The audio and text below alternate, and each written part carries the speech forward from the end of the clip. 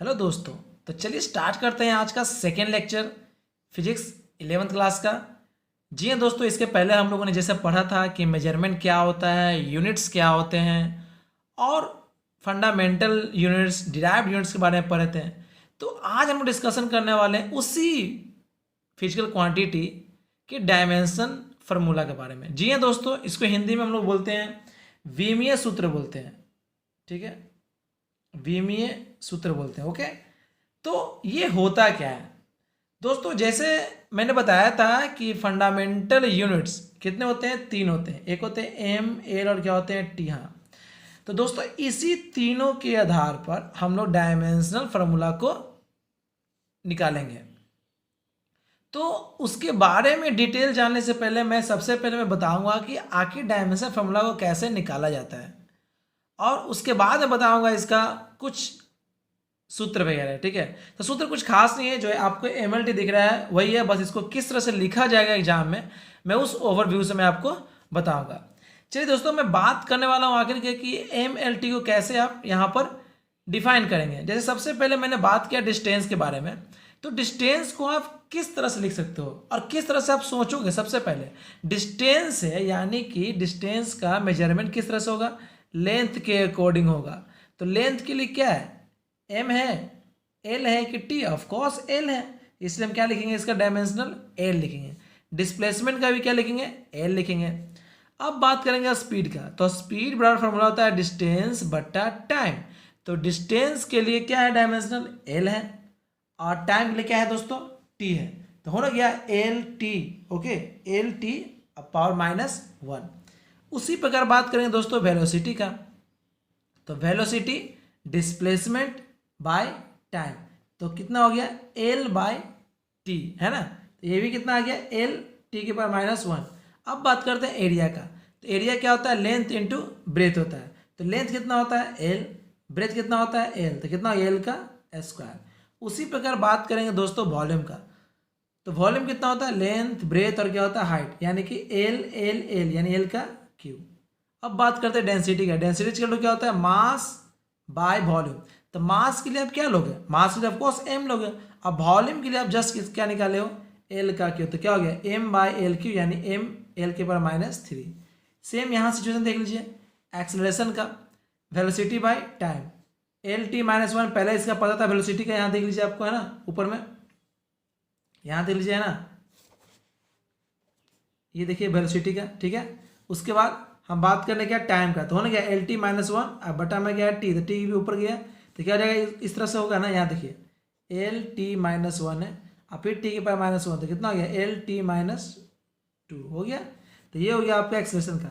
यानी यदि आपको फार्मूला याद है ना, सारे फार्मूला यदि आपको दोस्तों पता है इसके बारे में, तो आप आसानी से क्या कर सकते हो? इसको फाइंड कर सकते हो। जैसे एग्जांपल देखो, प्रेशर बराबर क्या होता है? Force by area. तो फोर्स का क्या है? यहाँ से देखिए फोर्स का वैल्यू ये है, ये वैल्यू मैंने यहाँ रखा फोर्स का। अब बटा में एरिया क्या है? एरिया यहाँ देखो, एरिया का एल स्क्वायर है, यहाँ में रख दिया एल स्क्वायर। सॉल्व किए, ये निकल कर चला आया। तो ये आप लोग पढ़ोगे पावर एंड एक्सपोनेंट में पढ़ोगे, घात और घातांक, वो अगर पता होगा तो आप आराम से इसको सॉल्व कर लोगे। मतलब पावर को ऊपर ले जाना, नीचे ले जाना, माइनस प्लस का खेल, तो ये तो आप आसानी से पढ़ो। 7th क्लास में पढ़ना ये सब चीज़ें। अगर ये तो नहीं आता भाई, तो फिर कोई नहीं बचा पाएगा, है ना? चलिए, तो अब ये समझ में आ रहा है ना? ये कुछ है, तो आप इसे स्क्रीनशॉट ले सकते हो। ठीक है, या आप वीडियो को पॉज करके आप इसे क्या कर सकते हो? पूरा कवर कर सकते हो। ठीक है दोस्तों, चलिए अब बढ़ते हैं आगे। अब देखो दोस्तों, उसी प्रकार एंगल का है, आर्क बाय रेडियस होता है ना, आर्क का भी होता है एस बाय आर होता है, एल बाय एल, यानी कितना गया? 1 डायमेंशन लेस है। ऐसे करके मैंने क्या किया, जितने भी इंपॉर्टेंट जितने भी थे आपके एग्जाम के व्यूज है, मैंने सारे क्या किए हैं? कवर किए हैं। और ये सारे क्वेश्चंस पिछले एग्जाम में भी आ चुके हैं। ठीक है ना? इस तरह से तो पहले आपको इसको कवर कर लेना है, और मैं आपको डिटेल में बताऊंगा आखिर किस तरह से एग्जाम में जो होते हैं वो पूछते हैं, चाहे वो नीट के लिए हो और नीट हो, ठीक है, और आईआईटी हो। ठीक है, ये सारे क्वेश्चन यहाँ से क्या करते हैं? उठाए जाते हैं। इसलिए आप बिल्कुल बेहतरीन ढंग से इसको क्या करिए? कवर कर लीजिए, मतलब इसको लिख लेना है बढ़िया ढंग से, और आपको 1 बाय 1 क्या करना है? शुरुआत वाले तो कुछ कुछ आपको मतलब सारे आप बनाने का प्रयास करें खुद से। याद करने का टेक्निक तो कुछ है ही नहीं, ठीक ना। याद नहीं करें ना, ऐसे हो पाएगा याद, ठीक है। काफ़ी डिफिकल्ट है याद के लिए, तो आप सोचे भी नहीं। ओके, तो मैं और ही बताऊंगा बेहतरीन ढंग से कैसे इसको निकाला जाएगा, ठीक ना। आप देखते रहिए वीडियो को बिल्कुल अंत तक। रेजिस्टेंस है, कोएफिशिएंट ऑफ विस्कोसिटी है। तो यहाँ पर मैंने क्या किया है, लगभग 31 आपको डायमेंशन निकालकर मैंने दिखा दिया है। चलिए बात करते हैं definition of dimension, dimension formula and dimensional equation. क्या होते हैं डायमेंशन, क्या होता है डायमेंशनल फार्मूला, क्या होता है डायमेंशनल इक्वेशन, क्या होता है। सबसे पहले बात करेंगे डायमेंशन का। To find the unit of physical quantity some powers are given to the fundamental physical quantity, ठीक है।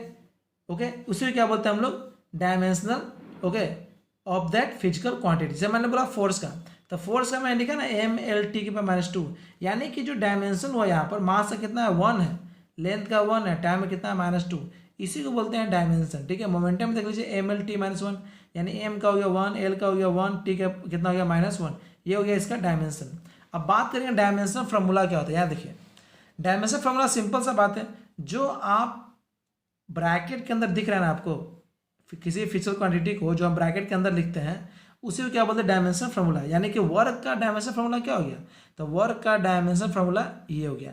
एग्जाम में यही पूछता है कि what is the dimension formula of work, what is the dimension formula of force and etcetera. तो dimension जो power होता है उसे डायमेंशन बोलते हैं, और जो फार्मूला बनकर तैयार हो रहा है यानी कि जो ब्रैकेट के अंदर बनकर तैयार हो रहा है पूरे को क्या बोलते हैं डायमेंशनल फार्मूला बोलते हैं। कुछ खास नहीं है दोस्तों यहाँ पर, ठीक है ना, इसे चिंता नहीं करने की बात नहीं है। मतलब अगर एक वर्ड से मैं समझाऊं, जैसे मैंने बोला एक्सलरेशन, तो एक्सलरेशन का ये मैंने लिखा है इसका डायमेंशनल फार्मूला लिखा, तो डायमेंशनल फार्मूला अगर ब्रैकेट के अंदर मैंने डाल दिया तो इसी को बोले डायमेंशनल फार्मूला। अगर इसके पावर की बात मैंने किया l⁻1 t⁻², तो ये क्या हो गया इसका, ये हो गया इसका दोस्तों डायमेंशन, और इसको मैंने ऐसे कर दिया इक्वेशन 1, तो ये हो गया डायमेंशनल इक्वेशन। यहाँ दिख रहा है ना आपको सिंपली, ये देखिए इक्वेशन 1, इसको इक्वेशन 2 मान लिए, ठीक है। इसी को बोलते हैं क्या हम लोग डायमेंशनल इक्वेशन, ठीक है दोस्तों। चलिए अब डायमेंशनल फॉर्मूला का जो मेन यूज है ना वो समझते हैं। जैसे यहाँ देखिए आपको दिख रहा है कि main use of dimensional formula, आखिर कि क्यों डायमेंशनल फॉर्मूला का यूज किया जाता है और क्या इसका इंपॉर्टेंस है। देखिए एग्जाम्पल मैं समझाता हूँ। To know the unit of a physical quantity, ठीक है। जैसे मैंने बोला ऐसा यूनिट क्या होगा, देखिए वेलोसिटी का जो होता है डायमेंशनल फॉर्मूला ये होता है ना l⁻⁻1। तो जो इसका ऐसा यूनिट है main international system of unit, हमने पढ़ा था 4 सिस्टम ऑफ यूनिट पढ़ा था, FPS, CGS, MKS। तो चलिए जानते हैं फर्स्ट, तो क्या हो गया L का हो गया मीटर, टाइम क्या हो गया सेकेंड, यानी कि मीटर पर सेकेंड। उसी प्रकार FPS में फुट पाउंड सेकेंड, तो क्या हो गया यहाँ पर तो फुट हो गया, लेंथ का क्या हो जाएगा फुट, और कितना हो गया सेकेंड, फुट पर सेकेंड। क्लियर दोस्तों। चलिए दोस्तों अब जानते हैं मोमेंटम का, तो मोमेंटम का ये हो गया आपका इक्वेशन बन गया, ठीक है। मतलब जो बन के तैयार हो गया डायमेंशन फार्मूला। इसका ऐसा यूनिट यानी सिंपली mL/T के फॉर्म में, तो kg मीटर पर सेकेंड। अगर सीधे से बोल दिया तो ग्राम सेंटीमीटर हो गया ना, kg का ग्राम, मीटर का सेंटीमीटर, समय का तो सेकेंड का सेकेंड ही होगा, ठीक है। तो ये सारे चीज़ जो है वो शो करता है आपको डायमेंशन फार्मूला का यूज, कि आप कैसे उसको यूज करते हैं।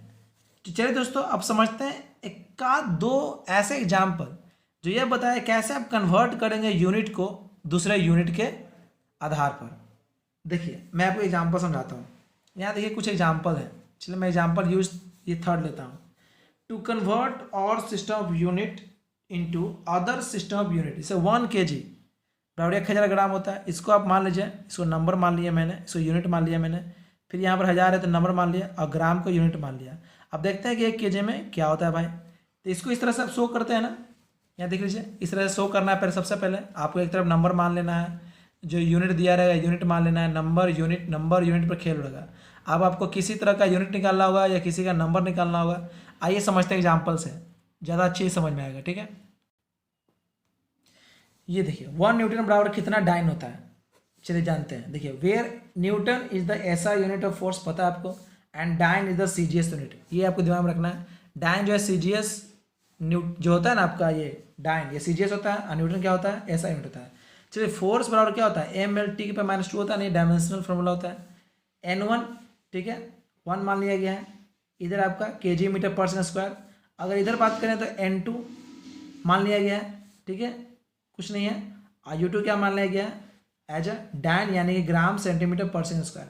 चलिए तो फार्मूला आपका इस तरह अकॉर्डिंग देखिए, N1 U1 N2 U2। तो N2 हमको ये निकालना है, इसका यूनिट निकालना है कितना होता है, वो डायन निकालना है कितना होता है, क्योंकि डायन पूछ रहा था हमसे। यहाँ देखिए डायन पूछ रहा था हमसे, ठीक है, यानी कि यहाँ पर हमसे नंबर पूछ रहा है ना, डायन दिया हुआ है, नंबर पूछ रहा है। तो यहाँ देख लीजिए, यहाँ हो गया 1 नंबर, यहाँ हो गया केजी, ये हो गया मीटर, ये हो गया पर सेकंड स्क्वायर। अब यहाँ पर हो गया ग्राम सेंटीमीटर पर सेकंड स्क्वायर। तो केजी को बदलना है ग्राम में, तो हो गया 1000 ग्राम, मीटर को सेंटीमीटर में 100, और यहाँ तो देखिए ना सेकंड सेम ही है, ग्राम से ग्राम कट गया नीचे नीचे, सेंटीमीटर सेंटीमीटर कट गया, 1000 और 100 कितना है 10 के पावर 5, यानी 1 न्यूटन में कितना डायन होता है 10 के पावर 5 डायन। तो इस तरह से आप क्या कर सकते हैं, निकाल सकते हैं। उसी बार देखिए आप खुद से बना के देखिएगा 1 जूल में कितना वर्ग होता है। तो ये वर्ग का हो गया डायमेंशन फार्मूला। बाकी आप समझदार खुद हो, इसको केजी मानेंगे, इसको मीटर स्क्वायर, इसको सेंटीमीटर स्क्वायर, और उसको क्या करेंगे चेंज करेंगे, और उसके बाद उसको सॉल्व करके देखेंगे।